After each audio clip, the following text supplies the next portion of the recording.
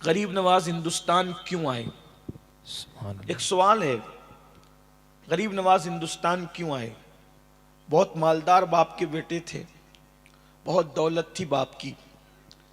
سرکار سید غیاث الدین رضی اللہ تبارک و تعالیٰ نے ایک مالدار انسان تھے، اللہ تعالیٰ نے دولت دی تھی، علم اتنا تھا کہ مدینہ منورہ میں مسجد نبوی کی مسند پہ بیٹھ کر علماء کو حدیث کا درس دیتے تھے۔ سبحان اللہ، بچوں کو نہیں پڑھاتے تھے، علماء کو پڑھاتے تھے۔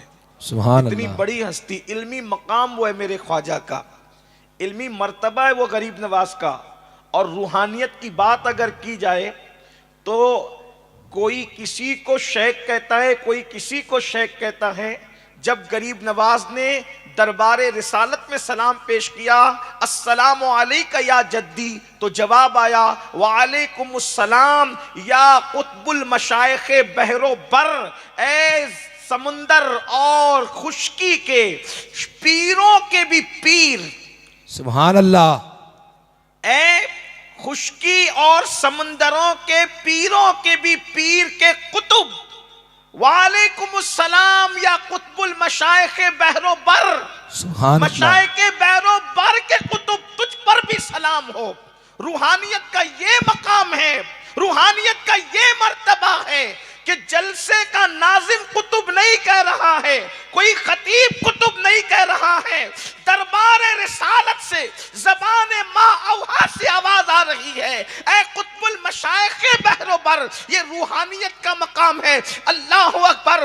جب عبادت کرتے ہیں، قرآن مقدس ختم کرتے ہیں تو غیب سے آواز آتی، معین الدین ہم نے تیرا ختم قرآن قبول کر لیا اور تجھے بخش دیا۔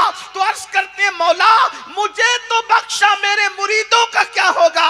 ارشاد فرمایا گیا قیامت تک تیرے سلسلے میں جو بھی مرید ہوگا ان کو ہم نے بخش دیا ہے، نعرہ ان سب کی تکبیر، بخشش کر نعرہ دی ہے۔ رسالت یعنی اور سے غریب نواز، چشتیوں کو بخشش اور مغفرت کی بشارت دی گئی ہے۔ جو سچا چشتی ہو اس کو روحانیت کا مقام یہ، علمی مقام یہ، دولت کا حال یہ، عزت کی کیا کمی تھی، لوگ پلکیں بچھاتے تھے۔ پھر غریب نواز ہندوستان کیوں آئے؟ ہندوستان آنے کی وجہ کیا؟ ہندوستان آنے والے بہت آئے، کوئی ہندوستان کو لوٹنے آیا، کوئی سونے کی چڑیا کو اجاڑنے آیا، کوئی اس ہندوستان کے اندر اپنے پنجے گاڑنے آیا، کوئی ہندوستان کی عوام کو لوٹنے آیا۔ لٹیروں کا تو روز اول سے لے کر آج تک ڈیرا رہا، کسی نے کسی نام سے لوٹا، کسی نے کسی نام سے لوٹا، کسی نے کسی نام سے لوٹا۔ لٹیرے تو بہت آئے تاریخ میں، لیکن ایک لٹانے والا آیا۔ واہ سبحان اللہ، لٹیرے بہت آئے ہندوستان میں، ایک لٹانے والا آیا، اور اس لٹانے والے کو دنیا غریب نواز کہتی ہے۔ سبحان اللہ، سبحان اللہ، لٹانے کے لیے آج تک لٹا رہے ہیں۔ واللہ العظیم، اللہ اکبر۔ لوگ فقیروں کو دیتے ہیں، میرا خواجہ ایسا داتا ہے، فقیروں کو بھی دیتے ہیں، غریبوں کو بھی دیتے ہیں، اللہ اکبر۔ لیکن سلطان شمس الدین التمش کو جس نے تخت و تاج دیا، اللہ کی عطا سے اس کو غریب نواز کہتے ہیں، اللہ اکبر۔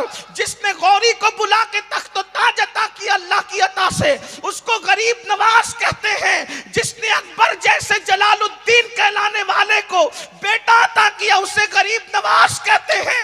اللہ کی عزت کی قسم، نہ کوئی غریب نہ کوئی امیر، غریب نواز کی بارگاہ میں جس نے بھی دامن پھیلا دیا، اللہ نے اس کی جھولی کو بھر دیا۔ روتے ہوئے آنے والوں کو مسکراتے ہوئے بھجانے والی ذات کو غریب نواز کہتے ہیں۔ سبحان اللہ، کیوں آئے سبحان تھے اللہ، ہندوستان؟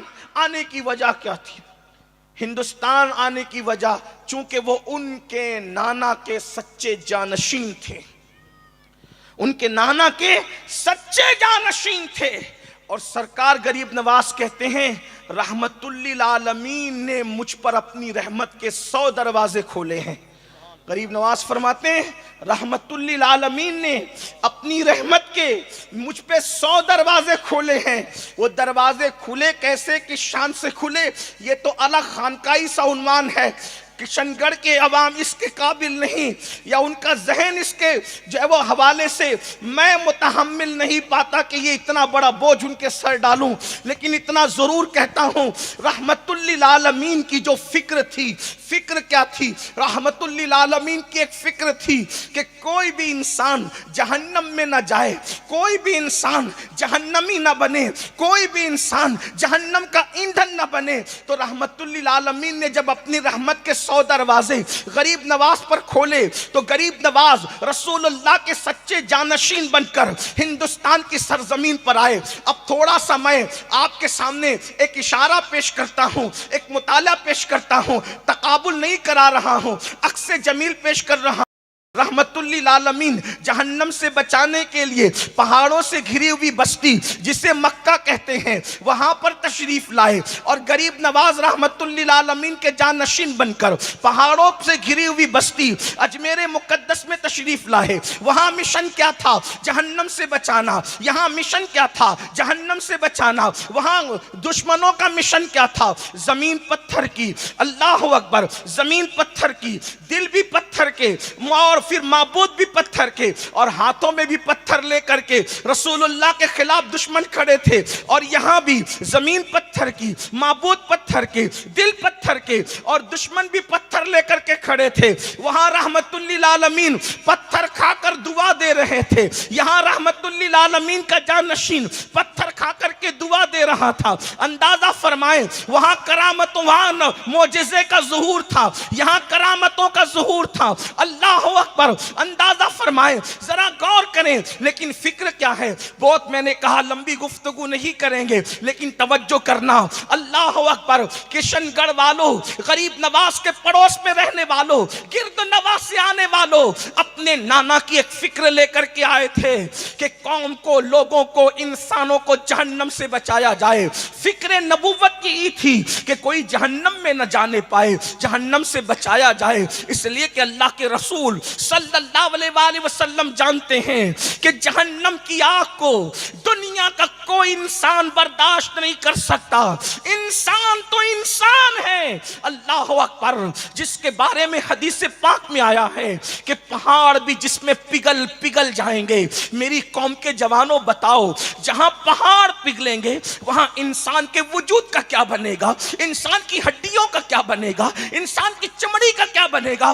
یہ فکر غریب نواز کو مدینہ منورہ کی سرزمین سے ہندوستان تک لاتی ہے۔ لیکن ایک بات میں آپ کو عقلی طور پہ، فرضی طور پہ سمجھانا چاہتا ہوں، جہنم سے بچانے کے لیے یہاں آ گئے، اور ہمیں خود کو جہنم سے بچانے کی، اپنی اولاد کو بچانے کی کوئی فکر نہیں۔ کیوں؟ کیونکہ ایمان اتنا مضبوط نہیں ہے جتنا ان کا تھا۔ ہماری حیثیت کیا ہو گئی؟ ہماری دنیا کی حیثیت دریا کی جیسی ہو گئی، اور ہماری حیثیت مچھلی جیسی ہو گئی۔ جب مولانا کہتے نماز نہیں پڑھو گے تو جہنم میں جاؤ گے، سود کھاؤ گے تو جہنم میں جاؤ گے، شراب پیو گے تو جہنم میں جاؤ گے، کفر کرو گے تو جہنم میں جاؤ گے، بیوی پہ ظلم کرو گے تو جہنم میں جاؤ گے، ماں باپ کی نافرمانی کرو گے تو جہنم میں جاؤ گے۔ وہ کہتے ہیں مولانا یہ جہنم کہاں ہے، کدھر ہے، کیا ہے؟ ایک بات آپ کو بتاؤں، یہ ہے، آپ کی عقل میں نہیں آتی۔ اس کو دیکھنا کب ہے پتہ ہے؟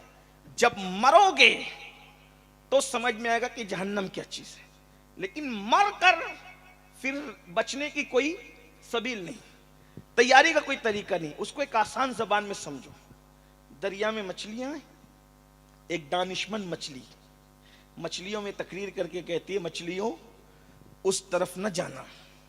کس طرف؟ کنارے کی طرف نہ جانا۔ کیوں؟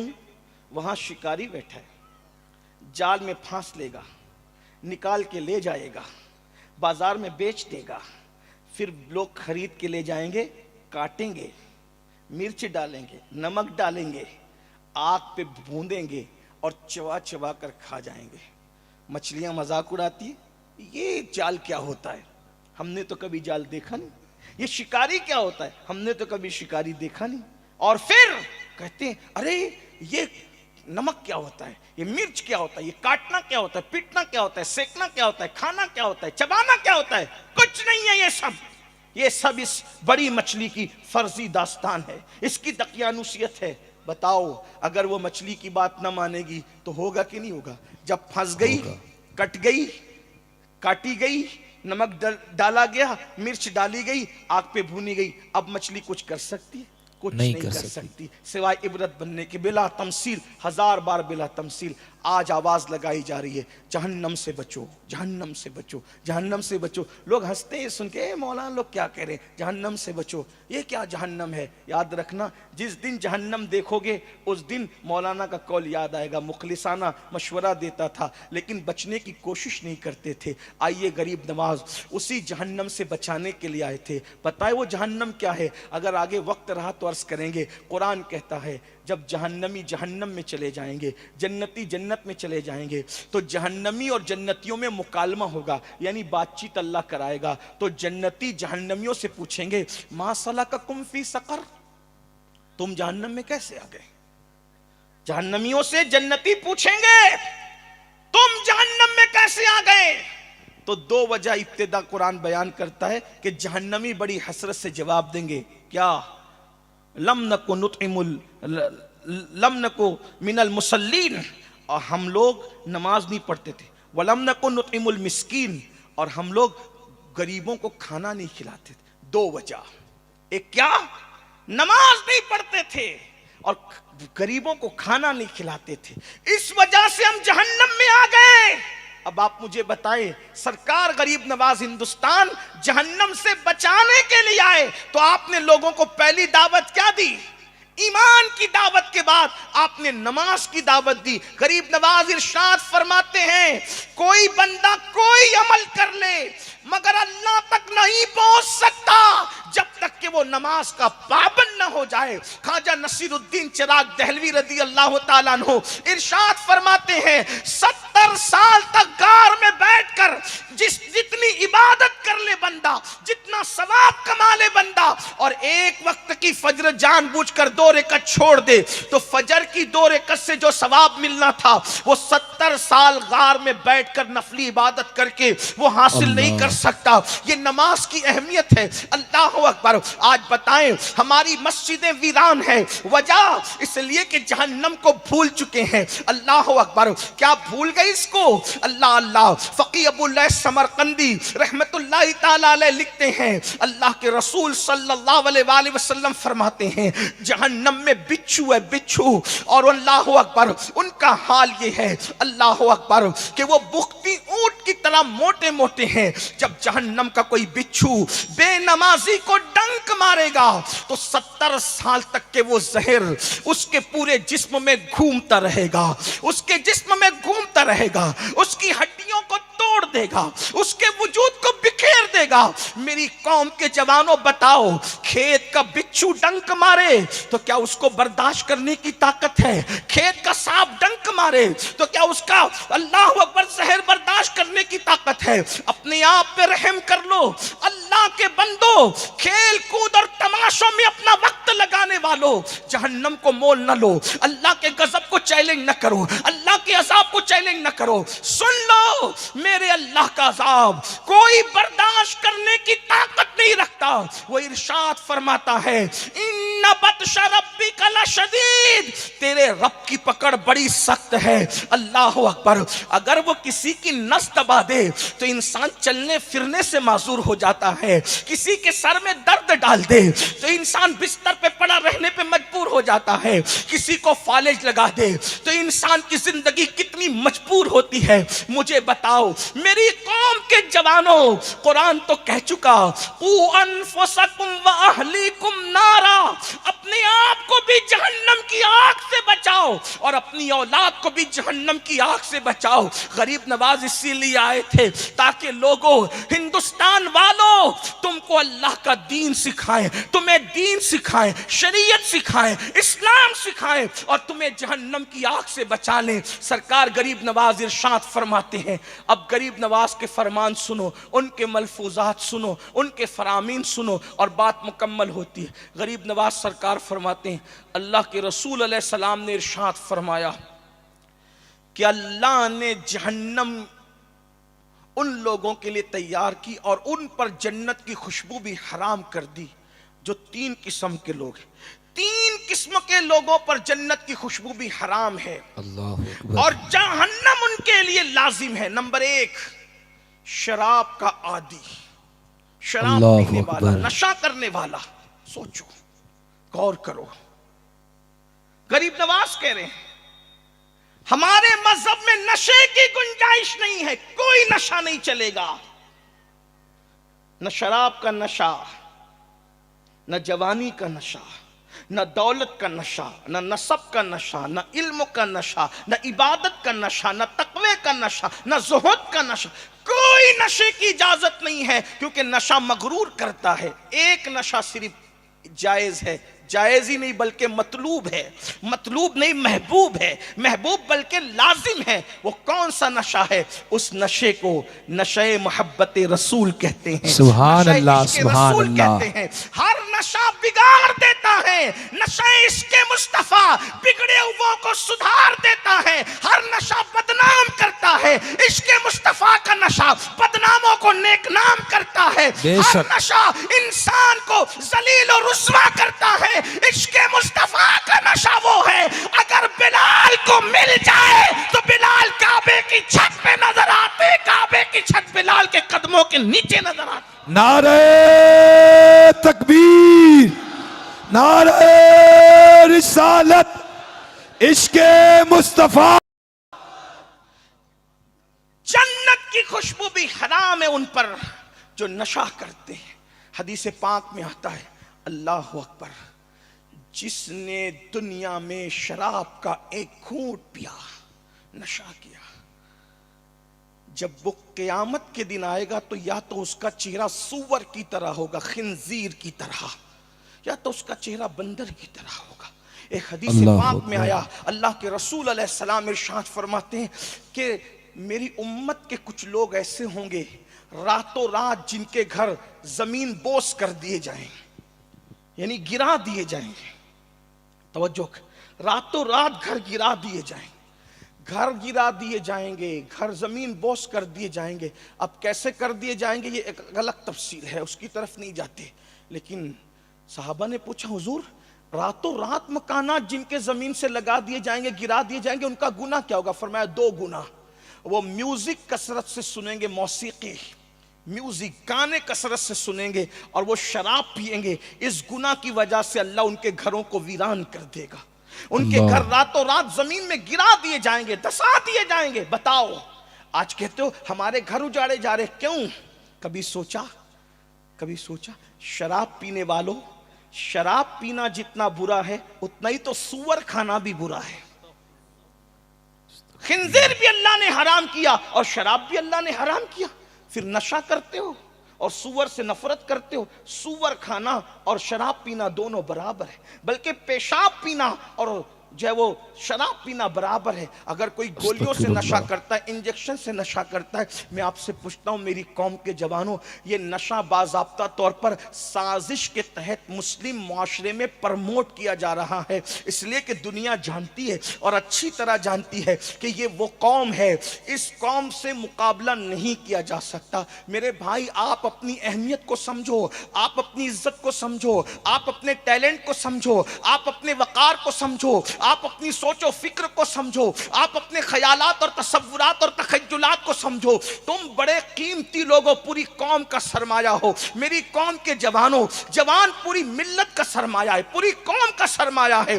دنیا چاہتی ہے اس قوم کو نشے میں ڈبا دو تاکہ یہ قوم اپنے اچھے اور برے میں تمیز نہ کرنے پائے. اس قوم کو نشے میں غرق کر دو تاکہ یہ تعلیم حاصل نہ کرنے پائے. اس قوم کو نشے میں غرق کر دو تاکہ یہ قوم تجارت نہ کر پائے, یہ قوم سیاست نہ کر پائے. یاد رکھنا جس دن مسلمان سیاست کرنے پر آ جائے دنیا کا کوئی مائی کا لال ٹک نہیں سکتا, مگر کوئی آئے تو میدان میں. اللہ اکبر. جو قوم شراب اور شباب اور موبائل گیموں میں مصروف ہو, اس قوم کو کب موقع ہے؟ جو اپنے بچوں کے مستقبل کا سوچنے کا موقع نہیں نکالتے, وہ پوری امت کا کب سوچیں گے, وہ پوری قوم کا کب سوچیں گے؟ کبھی سوچا اور سے غریب نواز میں آنے والوں, ہم کہتے ہیں غریب نواز نے 90 لاکھ کو کلمہ پڑھایا, 90 लाख को कलमा पढ़ा के मुस्तफ़ा जान रहमत की खेती को हरी भरी कर दिया गरीब नवाज ने। लेकिन आज उस गुलिस्तां पर बिजलियां गिराने की बात चल रही है। हमारी क्या कोशिश है? गरीब नवाज तो 90 लाख को कलमा पढ़ा चुके और वो 90 लाख हिंदुस्तान की सरजमीन पे करोड़ों में पहुंच गए। जिस जमीन पे कलमा पढ़ाया था, आज पूरे मुसलमानों में आधी आबादी बर्रे सगीर के अंदर मौजूद है।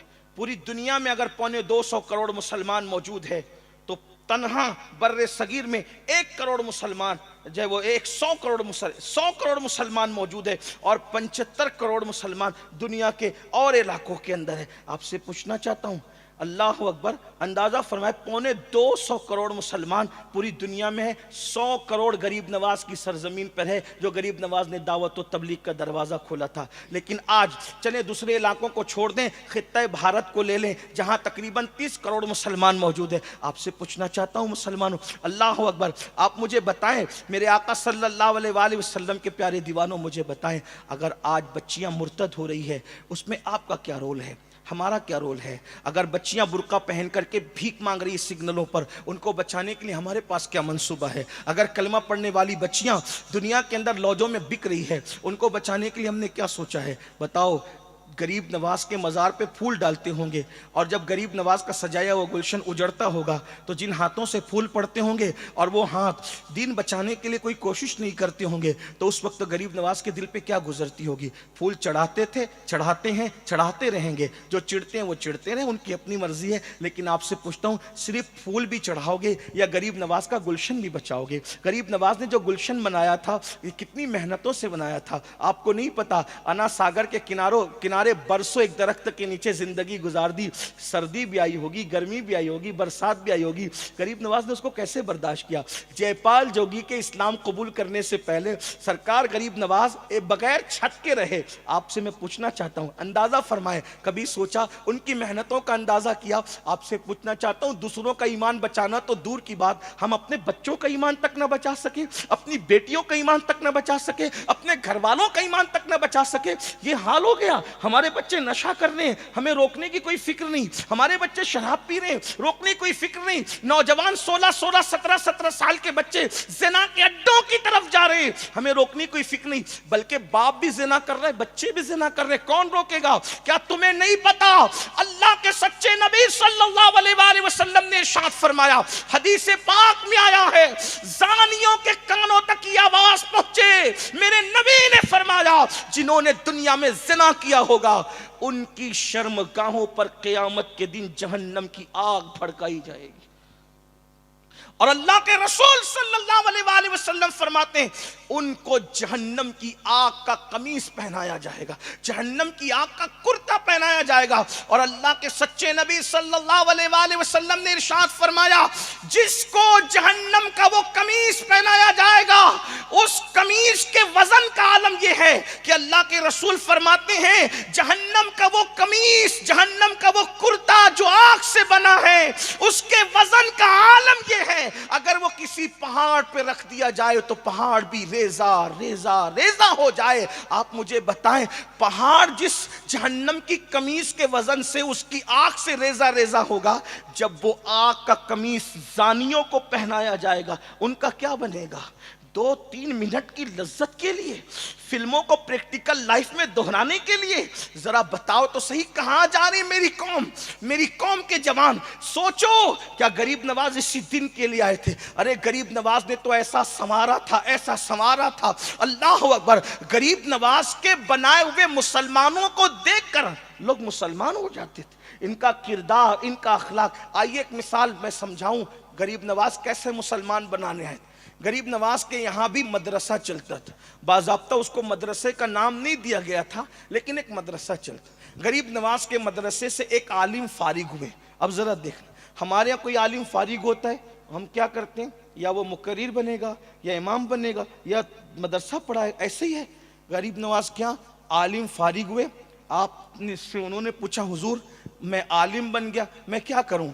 फरमाया, बेटा जाओ, चित्तौड़ एक इलाका है, आप जानते हैं चित्तौड़ एक इलाका है, वहां के औरतें पानी भरने के लिए जो वो टीले पे जाती है, और कुआं टीले पे खोदा हुआ है, تو عورتیں چونکہ نازک ہوتی ہے، صنف نازک ہوتی ہے، کمزور ہوتی ہے، تم وہاں جا کر کے بیٹھو اور جو بھی عورت آئے پانی بھرنے کے لیے اس کو پانی بھر کے دے دیا کرو بس.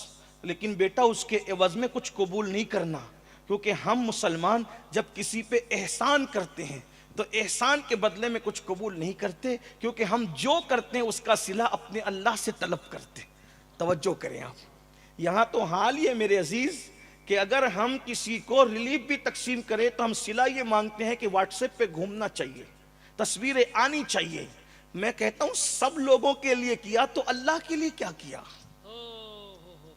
ہم نے سب کے لیے سب کیا، اللہ کے لیے کچھ نہیں کیا. بے وفا دنیا کے لیے سب کچھ کیا. اندازہ کریں جو جیتے جی تمہاری بیماری میں کام نہ آئے وہ مرنے کے بعد تمہیں صلہ کیا دیں گے؟ غالب کہتے ہیں ہم نے مانا کہ تغافل نہ کرو گے لیکن خاک ہو جائیں گے ہم تم کو خبر ہونے تک. ہم کو ان سے وفا کی ہے امید جو نہیں جانتے وفا کیا ہے.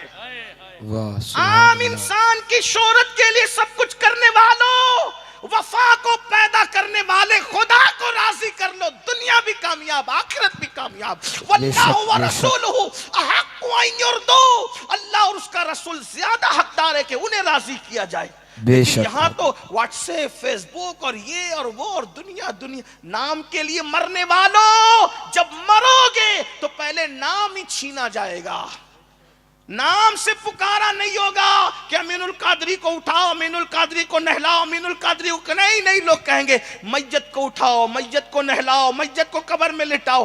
دیکھو نام پہ مرنے والوں نام پہ مرے نا، نام ہی چھن گیا. اور جو نام پہ نہیں مرتے، جو یار پہ مرتے ہیں، 8 صدیاں بیت جاتی ہے تو بھی ان کے نام پر اتنا بڑا مجمع جمع ہو جاتا. بے شک سبحان اللہ سبحان اللہ. اتنا بڑا مجمع آتا ہو اس کی ذات کا عالم کیا ہوگا. پھر اس کے لیے خدا کا تمغہ آتا ہے آسمان سے، ھذا حبیب اللہ مات فی حب اللہ. یہ اللہ کا حبیب ہے اور اللہ کی محبت میں دنیا سے گیا ہے. غریب نواز سرکار جب وصال کا وقت آیا، ہزاروں اولیاء نے خواب میں رسول اللہ کو دیکھا. حضور کسی کا انتظار کر رہے ہیں. پوچھا حضور آپ کس کا انتظار کر رہے ہیں؟ کہا میرا بیٹا معین الدین کے استقبال کے آیا، ان کی روح کا استقبال عالم بالا میں ہو رہا ہے. غور تو فرمائیں یہ مقام ملتے ہیں. طرز یہ کر رہا تھا کہ انسان سب کچھ دنیا دنیا دنیا کے لیے کرتا ہے، نام کے لیے کرتا ہے. میرے آقا صلی اللہ علیہ وآلہ وسلم کے دیوانوں کچھ اللہ کے لیے بھی کرو، اپنی زندگی کے اندر اللہ کو راضی کرو، خدا کو مناؤ. تو بات دور نہ نکلے، میں عرض آپ کے سامنے یہ کر رہا تھا کہ سرکار غریب نواز نے فرمایا بیٹا کوئی صلہ نہیں مانگنا، کوئی صلہ نہیں مانگنا. وہ چلے گئے اور جا کر کے وہاں بیٹھ گئے ٹیلے پہ. عورتیں آتی ہیں پانی بھر بھر کے دیتے ہیں. اور ظاہر سی بات ہے آج جتنی نفرت اور کٹر پنتی کا معاملہ ہے اس سے زیادہ لوگ کٹر آج سے پہلے تھے. 800 سال 900 سال پہلے بڑے کٹر تھے لوگ، بڑا نفرت کا ماحول تھا. اچھا جہاں لوگ کم ہوں تو وہاں پھر چوہے بھی شیر ہوتے ہیں. ہاں عورتیں پانی بھرنے آتی، بھر کے جاتی، کوئی منہ جھوٹے منہ بھی نہیں پوچھتا کون ہو، کہاں سے آئے ہو، کیا ہے. مگر یاد رکھنا نفرتوں کے ماحول میں محبتوں کی اذان دینا اس لیے ضروری ہے کہ جب بھی نفرت اور محبتوں میں جنگ ہوتی ہے تو نفرتیں ہمیشہ ہار جاتی ہے اور محبتیں ہمیشہ جیت جاتی ہے. اور صوفیہ کا پیغام محبت ہے، پیار ہے. ہمارے آقا یہی پیغام لے کر آئے تھے. ہم نفرت جانتے ہی نہیں، ہم نفرت نہیں جانتے، ہمیں صرف محبت، پیار، محبت، پیار. اس لیے کہ محبوب الہی سرکار نے فرمایا کانٹوں کے مقابلے میں کبھی کانٹے نہیں بچھانا. اگر کانٹوں کے مقابلے میں کانٹے بچھاؤ گے تو پوری دنیا کانٹوں سے بھر جائے گی. تو کانٹے بچھا کے سکون نہیں ملتا، کانٹے اٹھا کے سکون ملتا ہے. ہمیشہ عزتیں اس کے نصیب میں آتی ہے جو کانٹے اٹھانے کا کام کرتے. غریب نواز سرکار کا پہلا فارغ اور ان کو خلافت بھی دی. گئے وہ جانے کے بعد جو ہے پانی بھرتے رہے، دیتے رہے. ایک دن لوگ کسی شادی میں جمع تھے، کہنے لگے ایک نوجوان آیا، جوان آیا، اس کی داڑھی کالی سے اب سفید ہو گئی. ہم نے کبھی اس سے پوچھا بھی نہیں کہاں سے آیا، کون ہو، کیا ہو. وہ پانی بھر بھر کے ہماری گھر کی عورتوں کو، بیٹیوں کو، بچیوں کو دیتا رہتا ہے. کبھی پوچھا اس سے؟ کہا چلو یار پوچھتے تو ہے وہ کون ہے، کیا ہے. برسوں بعد یاد رکھنا مہندی ہمیشہ فوراً رنگ نہیں لاتی، مہندی کا رنگ کچھ دیر کے بعد اثر کرتا. بے شک حق ہے. ہاں یاد رکھیے گا مہندی کا رنگ دیر سے چڑھتا ہے اور دیر تک رہتا ہے. اللہ اکبر. تو اس لیے اگر انسان چاہے نا کہ اپنے کام کا اثر دیکھے تو وہ مہندی کی طرح انتظار کرتا رہے, کیونکہ واہ فوری طور واہ. پر مہندی کا اثر نہیں آتا. اللہ اکبر. تو پوچھنے لگے بھائی کہاں سے آئے ہو؟ اجمیر شریف سے آیا ہوں. کون ہو؟ غریب نواز کا شاگرد ہوں. یہ غریب نواز کون ہے؟ تعارف کرایا. یہ پانی بھر بھر کے ہماری عورتوں کو کیوں دیتے ہو؟ آنکھ اٹھا کر آج تک کسی عورت کو تم نے دیکھا بھی نہیں اور تم ان کو پانی بھر بھر کے دیتے ہو. کیا تقدس تھا جوانی میں. یہاں تو آج کل جسے دیکھو وہ گندی فلموں کے اندر الجھا ہوا ہے, جرائم کے اندر الجھا ہوا ہے. مسلمانوں اپنی حیثیت کو پہچانو, غور کرو. میرے عزیز یہ چڑیے اور کوے بھی کسی کے ننگے سطر کو نہیں دیکھتے. کتنے بے غیرت ہو گئے, چڑیے اور کووں سے بھی گر گئے. سوچو تو صحیح. بیت الخلا کی چپکلی کا حال بھی یہ ہوتا ہے کہ وہ الٹی لٹک کر سیدھا دیکھتی ہے لیکن تمہارے سطر کو نظر انداز کرتی ہے. یہ کام مسلمان کا تھا کہ مسلمان زنا ہوتے دیکھے, مسلمان اللہ جرائم, اکبر. مسلمان زنا کے مناظر دیکھے. کہاں ہو؟ اور پھر کس منہ سے دعویٰ کرتے ہو ہم حضور کا دیدار کریں گے جن آنکھوں نے زنا کے مناظر دیکھے ہو. مولائے کائنات کا ایک قول میں نے ایک بہت بڑے صوفی سے سنا تو میرے دماغ کے دریچے جو ہے وہ زلزلے آ گئے اس کے اندر. مولا علی مشکل کشا سرکار سید السادات خاتم الولایت فاتح خیبر مولا مشکل کشا فرماتے ہیں میں نے کبھی قصدن خود کا سطر نہیں دیکھا. اپنے امام سے جا کے پوچھنا سطر کس کو کہتے ہیں, اس کی وضاحت نہیں کرتا. مولا مشکل کشا فرماتے قصدن یعنی جان بوجھ کر میں نے اپنے سطر کو نہیں دیکھا. لوگوں نے پوچھا یہ تو ضرورت بھی اور مجبوری بھی, کیوں نہیں دیکھا؟ فرماتے ہیں مجھے حیا آتی تھی کہ جن آنکھوں سے محبوب خدا کو دیکھتا ہوں ان آنکھوں سے اپنے سطر کو واہ کیسے, واہ. سبحان اللہ. جن آنکھوں سے محبوب خدا کو دیکھتا ہوں ان آنکھوں سے اپنا سطر کیسے دیکھوں. اندازہ تو کریں خود کا سطر دیکھنا ضرورت بھی ہے اور مجبوری بھی ہے. کہتے ہیں جن آنکھوں سے حبیب خدا کو دیکھتا ہوں ان آنکھوں سے خود کا سطر کیسے دیکھوں. آپ سے پوچھتا ہوں جن آنکھوں سے زنا کی فلمیں دیکھتے ہو ان آنکھوں سے قبر میں رسول اللہ کا دیدار کیسے کرو گے؟ جن آنکھوں سے جرائم کی فلمیں دیکھتے ہو ان آنکھوں سے رسول اللہ کی زیارت کیسے کرو گے؟ میری قوم کے جوان مجھ سے پوچھتے ہیں کہ سید کوئی راستہ بتا کہ ہمیں رسول اللہ کی خواب میں زیارت نصیب ہو. میں لوگوں کو یہی کہتا ہوں کوئی وظیفہ حضور کی زیارت کا اتنا مستند اور معتبر نہیں ہے. ایک وظیفے پہ عمل کر لو, سب سے آنکھیں بند کر لو, دیدار یار نہ ہوا تو پھر کہنا. سبحان اللہ. حرام کاموں کو سے اپنی آنکھوں کو بچا لو. حضور ارے میرے امام تو کہتے ہیں مٹ جائے یہ خودی تو وہ جلوہ کہاں نہیں.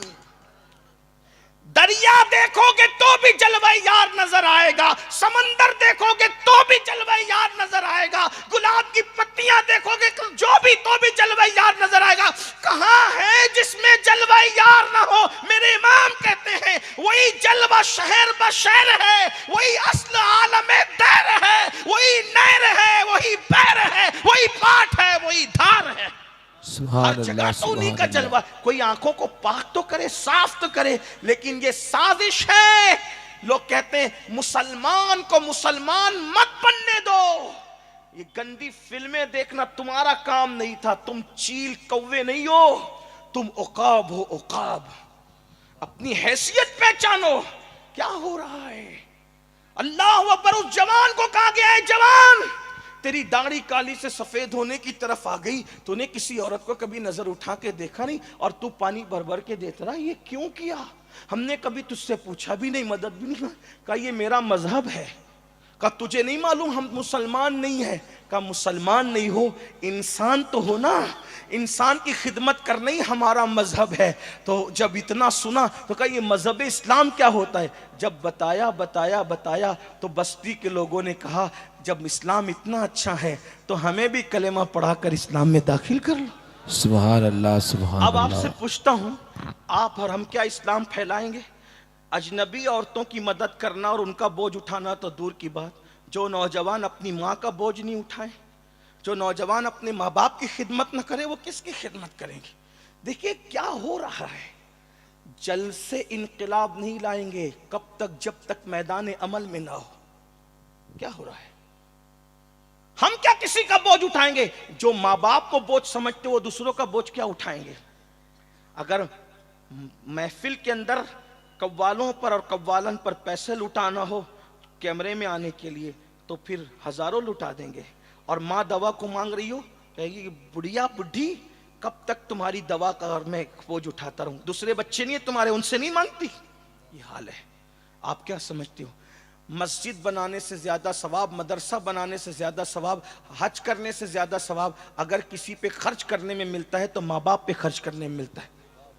हमारी दौलत का सबसे ज्यादा कोई हकदार है, हमारे माँ बाप है। और आज दोस्तों पे खर्च करने के लिए दिल बड़ा, ससुराल वालों पे खर्च करने के लिए दिल बड़ा, इधर उधर खर्च करने के लिए दिल बड़ा। और अगर सुन्नियों का मजमा बुरा नहीं माने तो, और मेरी बात का मफहूम मुखालिफ मुराद न ले तो कहूं, पीरों पे भी खर्च करने के लिए दिल बड़ा। माँ बाप पे भी इतना ही खर्च करते हो? पीर साहब की दावत की तो कार से लेकर के चौखट तक के कपड़ा बिछाया, कभी इतनी इज्जत माँ बाप की भी की? मैं ये नहीं कहता पीरों की ना करो, बिल्कुल करो, आपके पीर इस काबिल हैं। सरकार गरीब नवाज ने यही फरमाया कि कई लोग हाथ चूम कर जन्नत में गए और जाएंगे जन्नत में। लेकिन आपसे पूछता हूं, पीरों के बिल्कुल हाथ चूमो, पीरों की खिदमत करो। क्या कभी अपने माँ बाप के भी हाथ चूमते हो? उन्हें चिल्ला चिल्ला कर डांट के बिठाने वालों, क्या समझते हो गरीब नवाज क्या फरमाते? सुनो, गरीब नवाज फरमाते हैं, एक बंदा कयामत के दिन आएगा, पहाड़ों जैसी नेकियां लेकर आएगा। जब उसकी नेकियां मीज़ान पे रखी जाएगी तो नेकियों का पल्ला भारी होगा। वो खुश हो रहा होगा कि मेरी नेकियों से नेकियों का पल्ला भारी हो गया। इतने में एक छोटा सा कागज का टुकड़ा गुनाह के पल्ले में गिरेगा और गुनाह का पल्ला भारी होगा, नेकियों का पल्ला हल्का हो जाएगा। हुक्म होगा, इसको मुंह के बल घसीटते हुए जहन्नम में ले जाओ। जिस वक्त उसे जहन्नम में मुंह के बल घसीटते हुए ले जा रहे होंगे, वो कहेगा जहन्नम में तो जा रहा हूं, लेकिन मुझे ये राज तो बता दिया जाए, ये कागज के छोटे से टुकड़े पर आखिर क्या लिखा हुआ था जिसने मेरी सारी जिंदगी में की नेकी का पल्ला हल्का कर दिया, पहाड़ों जैसी नेकियों को हल्का कर दिया, बेऔकत कर दिया मेरी नेकियों को। इस छोटे से कागज के टुकड़े में लिखा क्या था? तो जवाब आएगा, बंदे तूने एक मर्तबा अपनी माँ से या अपने बाप से चिल्ला कर बुलंद आवाज से बात की थी। ये चिल्लाने की नहूसत लिखी थी जिसने तेरी पूरी जिंदगी की नेकी को हल्का कर दिया। आपसे पूछता हूं, एक बार माँ बाप से चिल्लाकर बात करो तो उस वक्त तो तुम्हारी सारी जिंदगी की नेकी हल्की हो जाए। अल्लाह अकबर। बीवी के बहकावे में आकर, किसी और के बहकावे में आकर माँ बाप को घर से निकालने वालों, ससुराल में जाकर के बसने वालों, जब माँ बाप तुम्हारे जवान थे और तुम बच्चे थे तो हर कहता था मेरी अम्मी, मेरे अब्बा, मेरी अम्मी, मेरे अब्बा। और जब तुम जवान हो गए हो तो एक दूसरे से कहते हो, तू दवा नहीं लाता क्या? तेरा बाप नहीं है? तू खाना नहीं खिलाता क्या? तेरा बाप नहीं है? बचपन में मेरे माँ बाप कहते थे और जवानी में तेरे माँ बाप कहते हो। सुन लो, अल्लाह के रसूल ने इरशाद फरमाया, अलबिर ला यबला व ज़ंब ला युनसा व दय्यान ला यमूत इमल मा शि'ता कमा तदीनु तुदान। नेकी कभी पुरानी नहीं हो सकती, गुनाह कभी भुलाया नहीं जा सकता, और सिला देने वाले खुदा को कभी मौत नहीं आ सकती। तो जो चाहे कर, जैसा करेगा वैसा भरेगा। आज अपने माँ बाप पे जुल्म करने वालों, उनकी खिदमत से मुंह मोड़ने वालों, कब्र में, महशर में, जहन्नम में जो अजाब होगा माँ बाप के गुस्ताखों पर, वो तो बहुत बदतरीन है। होगा होगा होगा। लेकिन दुनिया में दो लोगों को कभी मौत नहीं आती जब तक जलील ना हो जाए, एक माँ बाप का गुस्ताख, एक बुजुर्गों का गुस्ताख। इन दो गुस्ताखों को जरूर पहले दुनिया में जलील किया जाता है, उसके बाद मौत आती है। अगर आज तुम अपने माँ बाप को घर से निकाल रहे हो, गाली दे रहे हो, जलील कर रहे हो, रुस्वा कर रहे हो, तुम भी अपने बच्चों के हाथों जलील होने के लिए तैयार हो जाओ। एक बुजुर्ग ने अपनी किताब में लिखा, एक शख्स ने, बूढ़ा था, उसके बेटे ने उसको दो तमाचे मारे। तो किसी ने कहा कि गुस्ताख अपने बाप को दो गालों पे मार रहा है। उसने रो के कहा, मारने दो, क्योंकि मैंने अपने बाप को एक मारा था। उस वक्त तो मुझे किसी ने कहा था कि तू अपने बाप के साथ जैसा करेगा तेरी औलाद उससे बदतर तरीन सलूक तेरे साथ करेगी। अल्लाह अकबर। और ये भी याद रखना, अपने माँ बाप के साथ अच्छा सलूक करोगे, तुम्हारी औलाद इससे ज़्यादा अच्छा सलूक इंशाअल्लाह तुम्हारे साथ करेगी। माँ बाप की दुआ लो। हर कामयाब इंसान के पीछे माँ बाप की दुआ है। सबके पीछे भागने वालों, ये दुआ कर दो, वो दुआ कर दो, वो दुआ कर दो, ये तावीज़ दे दो, ये बला दूर हो जाए, ये बंदिश कर दो, ये ऐसा कर दो। वो नादान, तेरे घर में दुआ का खजाना मौजूद है। अपने माँ बाप से दुआ ले। दुआ ने मखदूम माहिमी को वली बनाया, दुआ ने मखदूम अशरफ को मखदूम अशरफ बनाया, दुआ ने गरीब नवाज को गरीब नवाज बनाया, दुआ ने गौसे आजम को गौसे आजम बनाया, दुआ ने महबूब इलाही को महबूब इलाही बनाया, दुआ ने बाबा कुतुब को कुतुबुल अख्ताब बनाया। अरे ये माँ बाप की दुआएं हैं। माँ बाप से बड़ा मुर्शिद कौन है? सबसे बड़ा मुर्शिद माँ बाप है। जब ये दुआ करते, इनकी दुआ में कोई रियाकारी नहीं, इनकी दुआ में कोई मक्कारी नहीं, इनकी दुआ में कोई अल्लाह अकबर दिखावा नहीं। आका इरशाद फरमाते हैं, जब माँ दुआ करती है जुमले भी पूरे नहीं होते, अल्लाह कबूल कर लेता है। सुभान बल्कि अल्लाह। यहां तक फरमाया, पूरी कायनात किसी के लिए बद्दुआ करे और तन्हा उसकी माँ उसके लिए दुआ करे, कायनात की बद्दुआ रद्द होगी, माँ की दुआ कबूल होगी। और पूरी कायनात बद्दुआ करे, पूरी कायनात दुआ करे और तन्हा माँ बद्दुआ कर दे, कायनात की दुआ रद्द कर दी जाएगी, माँ की बद्दुआ कबूल कर ली जाएगी। इसलिए माँ बाप को नाराज ना करो। आइए एक बात बस करता हूँ, फिर एंड की तरफ, इख्तिताम की तरफ चलते। मैंने कहा था शॉर्ट करेंगे, लेकिन बापू ने इतना लंबा उन्वान दे दिया, कई उन्वानात समेटने पड़ रहे हैं, मैं अपनी बात पूरी करने लगा हूं। माँ बाप होते, उनका प्यार खालिस होता। देखो एक बात आपसे कहूं, सब लोग हमारी सिफात से मोहब्बत करते हैं, हमारी जात से कोई मोहब्बत नहीं करता। लेकिन माँ बाप वो है, वो हमारी सिफात से नहीं, जात से मोहब्बत। मिसाल के तौर पे नूर मियाँ को आज क्यों बुलाया गया यहाँ जलसे में? क्योंकि नूर मियाँ मुकर्रिर है, ये सिफात है। सैयद मोहम्मद कादिर साहब को क्यों बुलाया गया? कहा बड़े शायर हैं, बड़े नेक इंसान है, बाअखलाक हैं, सिफात है। सोहेल बापू को क्यों? अच्छे नाजिम है, सिफत। मोइन को क्यों बुलाया गया? अच्छा नात खां, इसलिए। और भी लोगों को, है ना? आप मुझे बताएं, ये नात खां ना होते, ये खतीब ना होते, वो खलीक ना होते, ये नाजिम ना होते, और इनकी नाक बह रही होती, तो क्या ये लोग इनको बुलाते? या कि कोई खड़े खड़े पेशाब करता तो लोग बुलाते, बिस्तर में पाखाना करता तो लोग बुलाते? पता चला लोग सिफात से मोहब्बत करते हैं, माँ बाप जात से मोहब्बत करते हैं। जब तुम कुछ बन गए तो लोगों ने तुम्हें चाहा। ससुराल वालों ने इसलिए अपनाया कि तेरा कारोबार अच्छा था, तेरी सूरत अच्छी थी, तू नौजवान था, हट्टा कट्टा, इसलिए अपनाया। बीवी इसलिए बीवी बनी कि तू उसका हक अदा करने के काबिल था, सिफत की बुनियाद पे बीवी तेरी बीवी बनी। ससुराल वाले सिफात की बुनियाद पे तुझे दामाद बनाए। लेकिन जिस दिन तेरी नाक बहती थी और जिस दिन तू बिस्तर में पेशाब करता था, पाखाना करता था, ना तू अदीब था, ना खतीब था, ना मुफक्किर था, ना दाई था, ना नाजिम था, ना नात खां था, तू सिर्फ इंसान था। उस वक्त तो माँ अपने दुपट्टे से नाक पोंछ के कहती थी मेरा लाल। जब सुभान अल्लाह। पेशाब करता था, माँ सीने से लगा के कहती थी मेरा चांद। आपसे पूछना चाहता हूँ, उन माँ बाप को हमने सिला क्या दिया जिसके वजूद पर पेशाब कर कर के तुम जवानी की दहलीज पर पहुंचे हो, जिनके बिस्तरों को तुमने नापा करके तुमने जवानी की मंजिलें तय की है। आज उन माँ बाप को आंखें दिखाते हो, आज उन माँ बाप को धोखा देते हो। सुन लो, कुत्ते का दिल दुखाने वाला भी जलील होता है।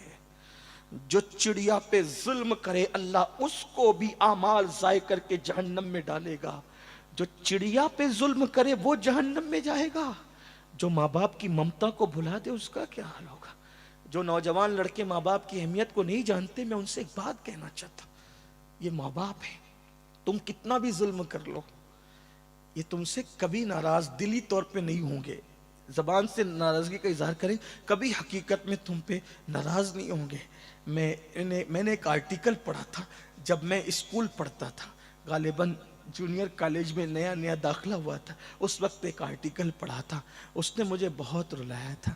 वो ये था कि एक मर्तबा एक माँ ने बर्तन झाड़ू करके अपने बेटे को पढ़ाया लिखाया।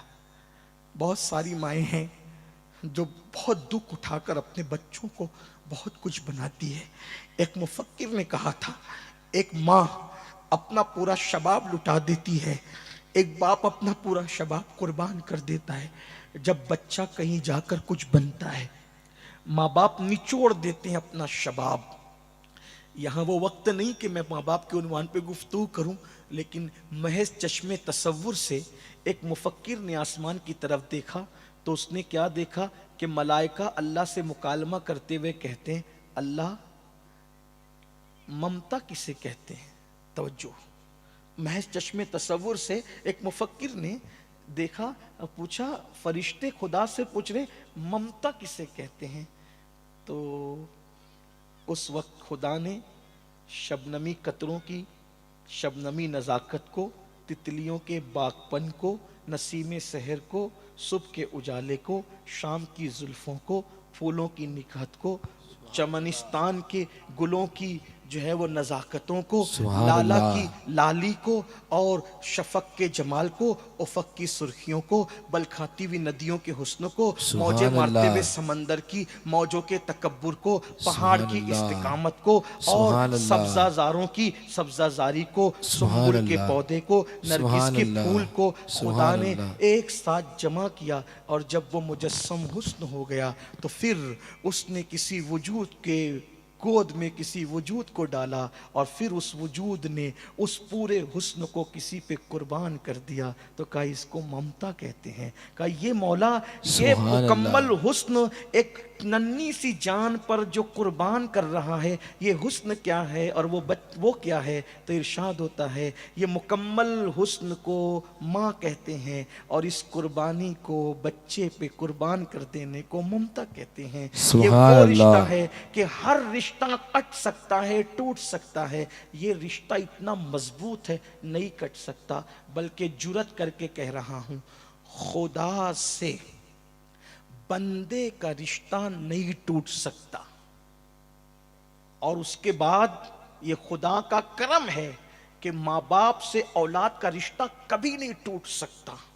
توجہ، دوست میں جھگڑا ہو گیا، اس نے کہا تو میرا دوست نہیں، ختم بات. صحیح. بھائی میں جھگڑا ہو گیا، تو میرا بھائی نہیں، نام لے کے پکارے گا، وہ ساجد ایسا کرتا، عبداللہ ایسا کرتا، عبد المصطفیٰ، توڑ دیا نا رشتہ. اسی طرح بیوی سے جھگڑا ہوا، رشتہ توڑ دیا. لیکن آپ سے پوچھتا ہوں، ماں باپ سے کتنا بھی لڑ لو، جب بات آئے گی تو کیا کہو گے؟ میری امی نے ایسا کیا اور میرے ابا نے ایسا کیا. جب بھی بولو گے تو ان کو کیا بولو گے؟ میری ماں باپ ہی بولو گے. ماں باپ کے سوا کچھ اور بول سکتے ان کو؟ سوچو تو صحیح کتنی ممتا اس میں ہے. تو عرض یہ کر رہا تھا کہ ایک ماں نے برتن جھاڑو کر کے محنت مشقت کر کے بیٹے کو پڑھایا. بھول یہ ہو گئی دنیا ہی دنیا پڑھا دیا مالداری کے چکر میں، دین نہیں پڑھایا. میں مائیں اور بہنیں موجود ہیں تو میں ان سے کہتا ہوں ڈاکٹر بناؤ، ٹیچر بناؤ، انجینئر بناؤ، لائر بناؤ، یہ بناؤ وہ بناؤ، سب بناؤ، لیکن پہلے مسلمان بنانا اپنے بچوں کو. کیوں؟ ڈاکٹر بنانا فرض نہیں، انجینئر بنانا فرض نہیں، لائر بنانا فرض نہیں، جج بنانا فرض نہیں، لیکن بچوں کو مسلمان بنانا فرض ہے. اگر مسلمان نہیں بنایا تو جہنم میں جلنے کے لیے تیار ہو جاؤ. ماں نے بنا دیا، پڑھا لکھا دیا، شادی کر دی، اچھے گھرانے میں شادی ہو گئی، پڑھی لکھی بہو آئی تو بہو تو ساس کو موجنے کے لیے گننے کے لیے تیار نہیں تھی. بہو نے بیٹے سے کہا دیکھو جی بچہ پیدا ہو گیا، تمہاری ماں کو اب میں برداشت نہیں کر سکتی. یہ تمہاری ماں کھانستی ہے، اس کو کچھ شعور نہیں ہے، یہ جاہل ہے، ان پڑھ ہے، ایسا ہے ویسا ہے، میں اس کا بوجھ نہیں اٹھا سکتی. اچھا پھر یا تو اپنی ماں کو رکھو یا تو مجھے رکھو، کیا فیصلہ کرنا ہے؟ ظالم بیٹے نے فیصلہ کیا ماں کا انتظام ہو جائے گا. ایک لوتا بیٹا تھا، ماں نے برتن جھاڑو کر کے پڑھایا تھا، محنت سے پڑھایا تھا. کاش کہ میرے دل کا درد، میں کوئی خطابت نہیں کر رہا ہوں، خطابت تو ہو چکی، کاش کہ میرے دل کا درد قوم کے جوان محسوس کر لیں. کتنی محنتوں سے کسی کی جوانی اجڑتی ہے نا جب کوئی جا کر جوان ہوتا ہے.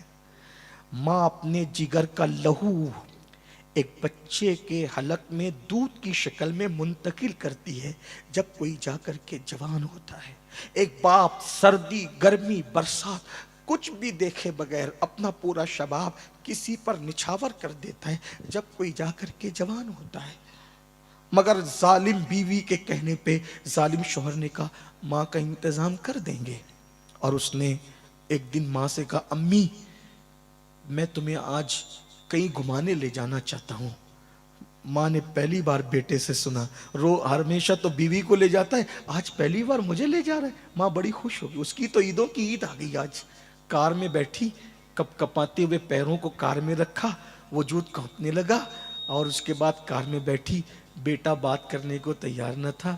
ایسے میں ایک اولڈ ہاؤس بڈھے گھر کے پاس لے گیا, وہاں ماں کو زینے پہ بٹھایا.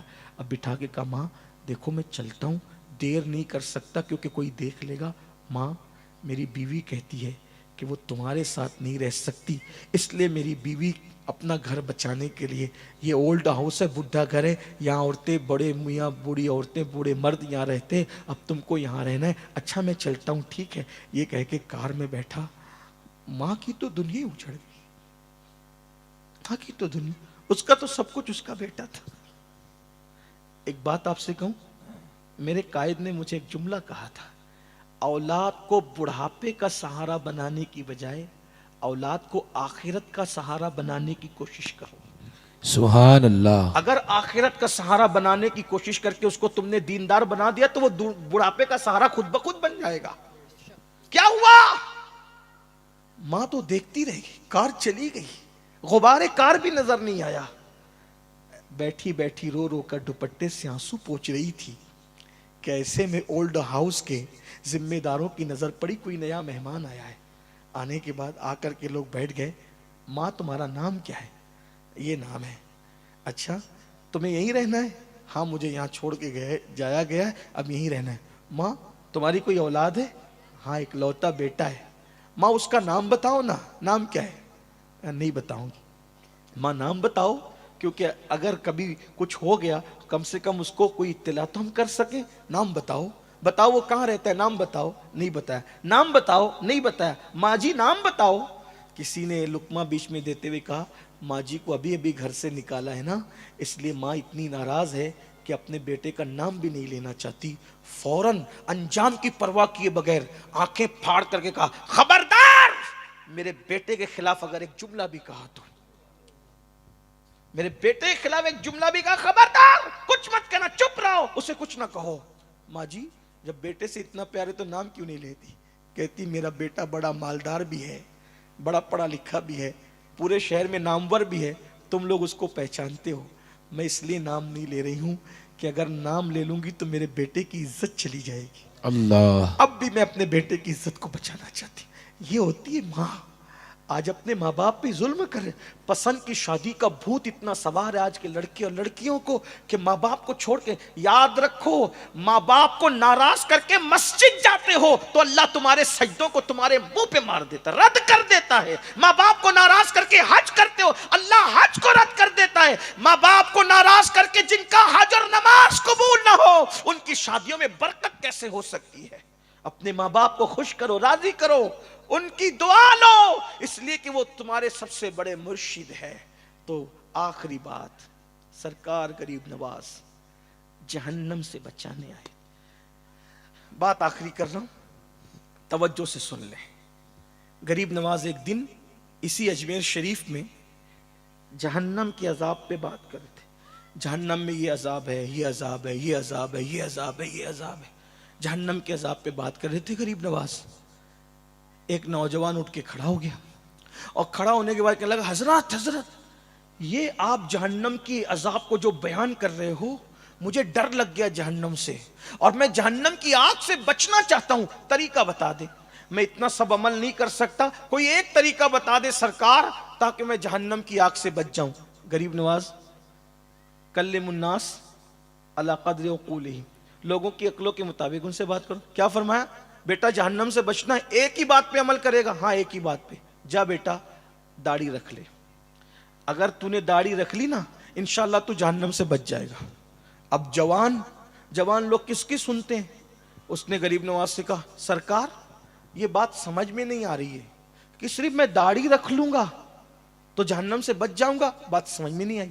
حالانکہ اس دور کے لوگ تھے، مولانا کہہ رہے تھے نا ابھی کہ لوگ داڑیاں رکھ کر کے پہلے سدھر جاتے تھے، پھر ابھی داڑھی بھی رکھ کر کے لوگ نہیں سدھرتے. تو میں اس دور کی بات کر رہا ہوں، ہے نا، کہ لوگ داڑھی رکھتے تھے تو جھوٹ نہیں بولتے تھے. کیوں؟ داڑھی بدنام نہ ہو جائے.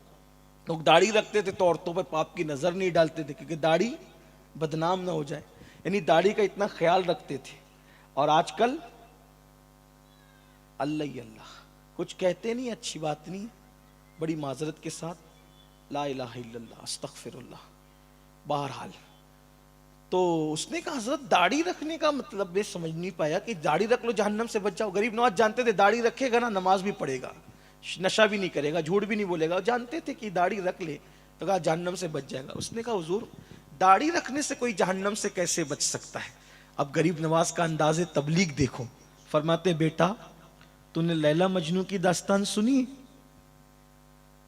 تو نے لیلا مجنو کی داستان سنی؟ اس نے کہا ہاں سنی ہے. تو کہا کیا تو نے وہ واقعہ نہیں سنا کہ مجنو پر جب لیلا کے عشق نے غلبہ کیا تو مجنو لیلا لیلا لیلا لیلا کرتے کرتے اس کو ڈھونڈنے نکلا. کس کو؟ لیلا کو. اور جنگل میں گیا، گم ہو گیا. تو مجنو کے جو سچے دوست تھے جب انہوں نے دیکھا کہ مجنو دکھتا نہیں تو مجنو کو ڈھونڈنے نکلے. جب مجنو کو ڈھونڈنے نکلے تو دیکھا جنگل میں بے ہوش پڑا ہے.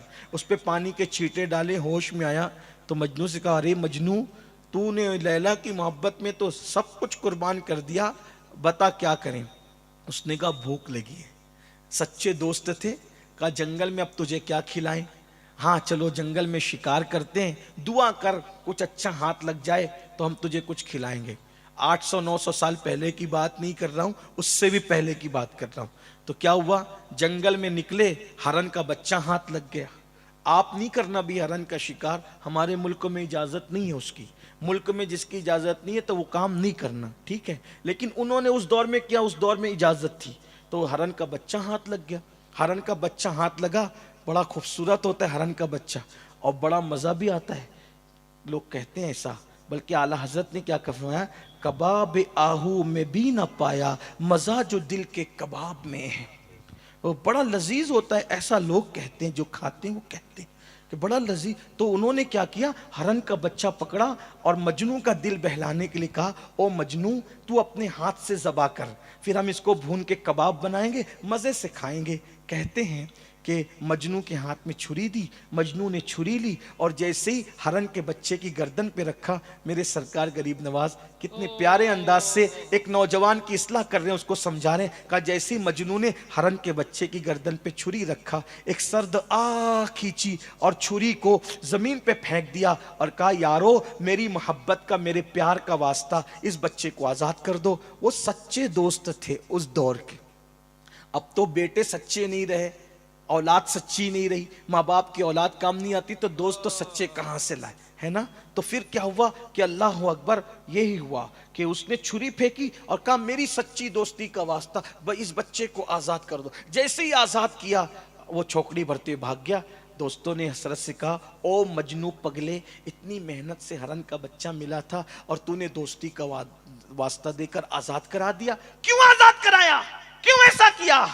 مجنو نے بڑی سادگی سے کہا تم سے زیادہ بھوک تو مجھے لگی ہے، میں اس کو ذبح کرنا چاہتا تھا، لیکن جیسے میں نے اس کی گردن پہ چھری رکھا، اس کے چہرے پر میری نظر پڑی تو میں نے اس کی آنکھوں کو دیکھا. جب آنکھوں کو دیکھا تو اس ہرن کے بچے کی آنکھ ہو بہو میری لیلا کی آنکھوں کی طرح تھی. ارے نادان دوستو، جس کی آنکھ میرے محبوب کی آنکھ کی طرح ہو، میں اس جانور پر چھری کیسے چلا سکتا ہوں؟ میری محبت کی غیرت کو گوارا نہ ہوا، عشق کی غیرت نے گوارا نہ کیا کہ جس کی آنکھیں میرے محبوب کی آنکھوں کی طرح ہو اس پہ میں چھری چلا دوں. جب یہ واقعہ غریب نواز نے پورا کیا تو اس جوان سے کہتے ہیں نادان، لیلا مجنو کی دو محبت کی حقیقت کیا ہے؟ ایک فرضی کہانی کے سوا میرے اللہ نے میرے نبی سے جتنی محبت کی ہے کوئی اتنی محبت کسی سے نہیں کر سکتا. انہی کی محبت میں تو کائنات بنایا، جنت بنایا، سب کچھ بنایا، ملائکہ بنایا، انسان بنایا. انہی کی محبت میں سب کچھ بنایا. اللہ جتنا پیار کرتا ہے محبوب سے اتنا پیار کسی سے نہیں کرتا. حتیٰ کہ محشر بھی منعقد ہوگا تو محبوب کی عزت کے ظہور کے لیے منعقد ہوگا. فقط اتنا سبب ہے انعقاد لی شک ہے۔ سبحان اللہ۔ اللہ اکبر فرمایا غریب نواز کہ اللہ جتنا اپنے نبی سے محبت کرتا ہے کوئی کسی سے محبت کرنے والا؟ اسی لیے تو کہہ رہا ہوں داڑھی رکھ لے، نبی کی سنت پر عمل ہوگا تو تیرا چہرہ محبوب کے چہرے کے سانچے میں ڈھل جائے گا، اور جب تیرے گناہوں کی وجہ سے تجھے جہنم لے جائے گا تو اللہ کی رحمت کو پیار آئے گا، اور اللہ فرمائے گا جس کا چہرہ میرے محبوب کے چہرے سے واہ، ملتا جلتا سبحان ہو اللہ۔ میں اس کو جہنم میں کیسے جلا دوں؟ تو محبوب کے چہرے کی مشابہت کے صدقے اللہ تبارک و تعالیٰ تجھے جہنم سے بچا لے گا۔ یہ غریب نواز کا انداز تھا۔ آئیے ہم غریب نواز کے سچے غلام بنے۔ غریب نواز سرکار فرماتے ہیں قیامت میں سب سے پہلی پوچھ نماز کے حوالے سے ہوگی۔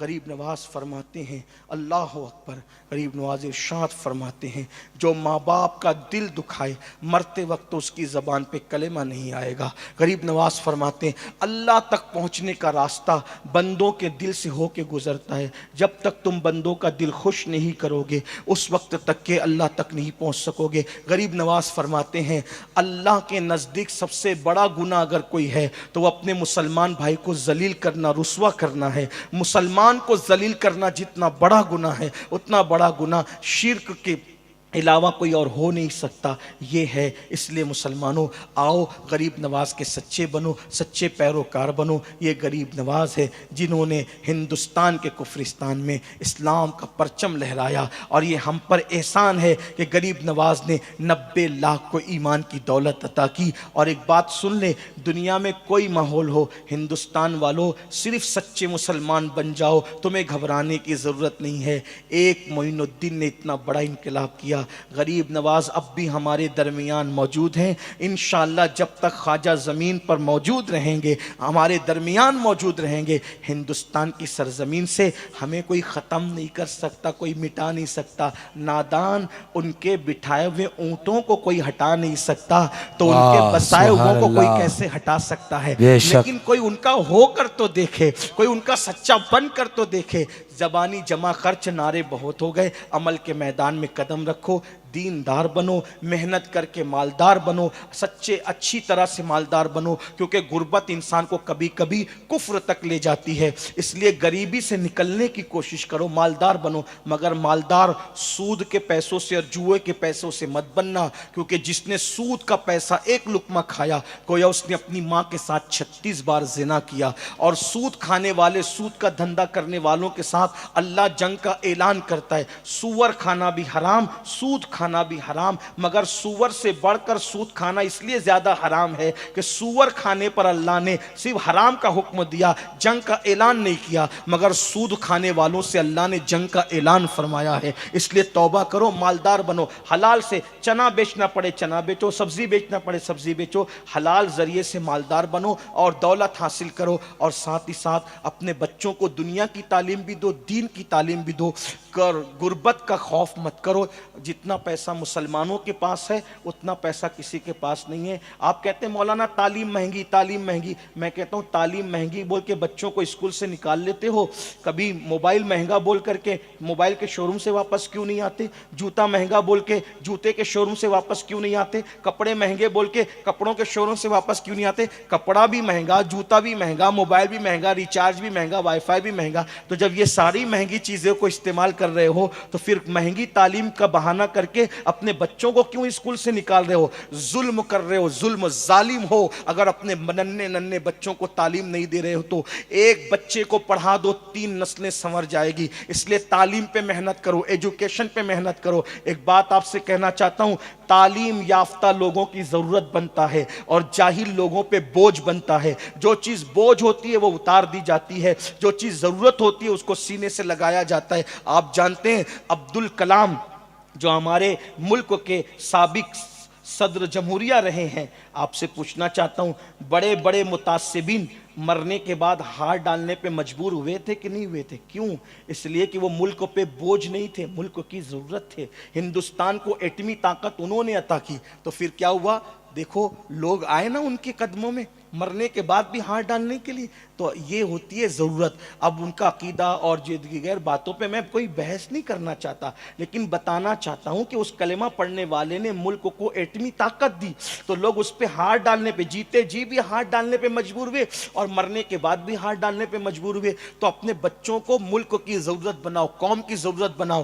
نوکریاں تمہارے بچے تلاش نہ کرے, اتنا اپنے بچوں میں صلاحیت پیدا کرو, نوکریاں تمہارے بچوں کو ڈھونڈے. تمہارے بچے عہدے تلاش نہ کرے, عہدے تمہارے بچوں کو تلاش کرے. اور جتنا ٹیلنٹ مسلمانوں کے پاس ہے کسی کے پاس نہیں ہے میرے بھائی. اپنے بچوں کو غلط صحبت سے بچاؤ, شراب سے, جوے سے, غلط عادتوں سے بچاؤ. اچھی تربیت کر کے ان کو پڑھاؤ لکھاؤ. اے پی جے عبد الکلام کو ان کے دادا نے پڑھایا, ان کی پھپھی نے پڑھایا. ماں باپ نے کہہ دیا ہم تمہیں پڑھا نہیں سکتے, تو دادا نے کیا کیا, سارے زیورات بیچ کر کہا میرے پوتے کو میں پڑھاؤں گا. اور عبد الکلام اخبار بیچ کر پیسے جمع کرتے تھے اور اپنی اسکول کی سامان مہیا کرتے تھے. اور ایک وقت وہ آیا کہ وہ اتنے بڑے ڈاکٹر بن گئے, اتنے بڑے سائنسداں بن گئے. آپ دیکھیں تو یاد رکھیے آپ کے بچے میں ٹیلنٹ موجود ہے.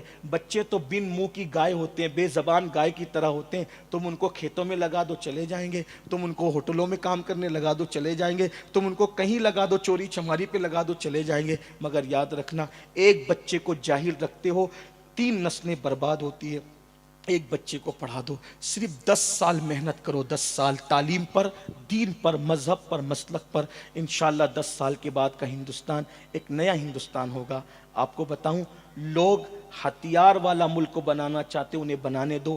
ہم قلم والا ملک کو بنانے کی کوشش کریں, اس لیے کہ میرے نبی نے ہتھیار سے پہلے امت کے ہاتھ میں قلم عطا فرمایا ہے. اور یاد رکھنا, ہتھیار کا انقلاب چند دنوں کا ہوتا ہے, قلم کا انقلاب صدیوں کا ہوتا ہے. تو آئیے ہم قلم تھامنے کی کوشش کریں. اور ایک بات یاد رکھنا, ہتھیار سے لوگ قلم ہوتے ہیں اور قلم سے قوم قلم ہوتی ہے. اس لیے اگر ضمیروں کے راجہ اور بادشاہ بننا چاہتے ہیں تو خود بھی قلم تھامو, قوم کو بھی قلم عطا کرو, بچیوں پہ بچوں پہ محنت کرو, اعلیٰ سے اعلیٰ تعلیم. اور آخری بات یہ بھی عرض کر دوں, شادیوں کی فضول خرچیاں, جلسوں کی فضول خرچیاں, ساری فضول خرچیاں بچا کر تعلیم کے حوالے سے اس کو فوکس کرو. جو پڑھے لکھے لوگ یہاں ہیں, سوجھ بوجھ والے لوگ یہاں ہیں, ان سے گزارش ہے کہ کروڑوں روپے کے عمارتیں بنانے کی بجائے, گنبد و مینار بنانے کی بجائے, وہ کروڑوں روپے کے اسکول, کالجز اور یونیورسٹیاں بناؤ. مسجد کا کروڑوں کا مینار بنانا اہم نہیں ہے, بلکہ تعلیم گاہیں بنانا اہم ہے. یاد رکھنا, میں تو اس پہ کڑتا ہوں کہ کاش شاہ جہاں کو کوئی مشورہ دیتا کہ ممتاز کے نام سے تاج محل بنانے کی بجائے اور چوروں کے قبضے کروانے کے سامان کرنے کی بجائے ممتاز کے نام سے ایک اچھی یونیورسٹی بنا دیتے, تو ممتاز کا نام بھی زندہ رہتا اور قوم کا بھی کچھ بھلا ہوتا. بغیر کوئی کام کیے, تعلیمی کام کیے ایک محل بنایا, آج دیکھو اس کا کیا حال ہو رہا ہے. اس لیے میری گزارش ہے کہ جو غلطیاں بڑوں نے کی ہے اس غلطیوں کو آپ نہ کریں, بلکہ آپ اپنا ایک ایم مقرر کریں, مقصد مقرر کریں. نہیں تیرا نشیمن قصر سلطانی کے گنبد پر, تو شاہی ہے بسیرا کر پہاڑوں کی چٹانوں میں. عقابی روح جب بیدار ہوتی ہے جوانوں میں, نظر آتی ہے ان کو اپنی منزل آسمانوں میں. خدا تجھے کسی طوفان سے آشنا کر دے, خدا تجھے کسی طوفان سے آشنا کر دے کہ تیری بحر کی موجوں میں اضطراب نہیں, کہ تیری بحر کی موجوں میں اضطراب نہیں. آئیے مقصد کی طرف چلیں, اپنی زندگی کو با مقصد بنائیں. بے مقصد زندگی تو جانور بھی نہیں جیتے, با مقصد زندگی جینے کی کوشش کرو, ورنہ تاریخ آپ کو اور ہمیں کبھی معاف نہیں کرے گی. اللہ اکبر. ہم تاریخ ساز بنے, تاریخ میں اپنا نام درج کرانے کی بجائے خود تاریخ کو جو ہے وہ اپنے تاریخ کو رقم کریں. جگر مراد آبادی نے کہا تھا, رند جو مجھ کو سمجھتے ہیں انہیں ہوش نہیں, رند جو مجھ کو سمجھتے ہیں انہیں ہوش نہیں. میں کدا ساز ہوں, میں کدا بردوش نہیں. وما علینا الا البلاغ. السلام علیکم.